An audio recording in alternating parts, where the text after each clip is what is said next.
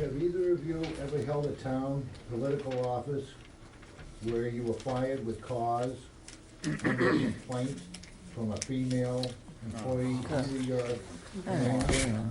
If so, why were you fired? That's it. That's your question. Go ahead.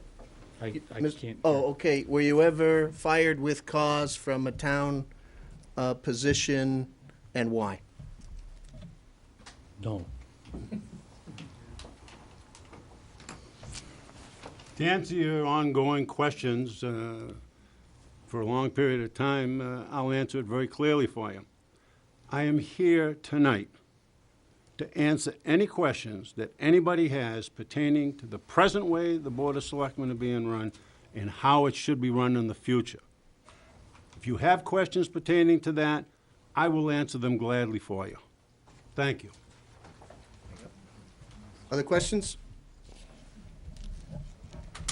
Go ahead, ma'am. One question, no follow-up. In tonight's Tribune, it sums it all up. There's a sound. Is this a question? Yes, You need to ask it in the form of a question. okay. If you know that I know. His question was not answered yet. We're still waiting. Candidates can answer questions any way they choose. Okay.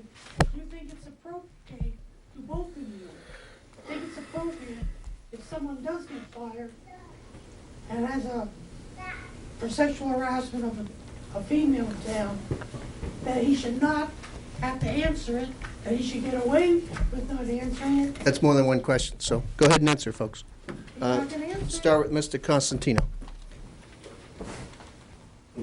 Thank you for your participation, Mrs. Grant. I appreciate you coming here tonight. Did that answer the question? My answer is very clear. I will answer any questions that are worthwhile answering pertaining to the present and future of the town. I'm not going to get into a discussion with you or anybody else on things that have happened in the past because you do not have the facts. Thank you. So, Mrs. Grant, the law is in New Hampshire, is any candidate, the qualification run for selectman is you have to be a resident of the town. And that's the start and stop of the requirement. So unfortunately, that's the answer is anybody, no matter what the situation is, no matter what their current or past situation is, as long as they're a resident of the town of Atkinson, they get to run for office.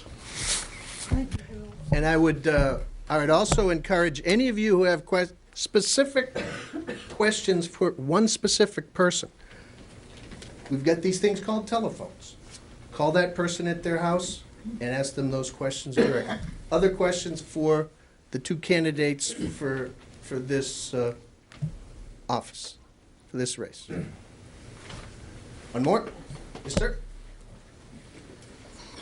I'd ask these selectmen who had, both of them had experience.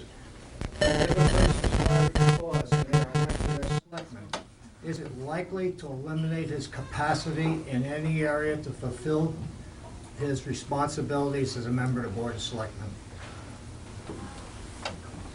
No. So, Mr. Grant, my interpretation, that would be after the person was elected. Until they're elected, you really couldn't reference that. Once they're elected, I think the point would be, depending upon the terms and conditions of the past, it would need to be reviewed by the Attorney General and make any recommendations, but the selectmen themselves wouldn't have the authority to make those situations or calls or direction. Any more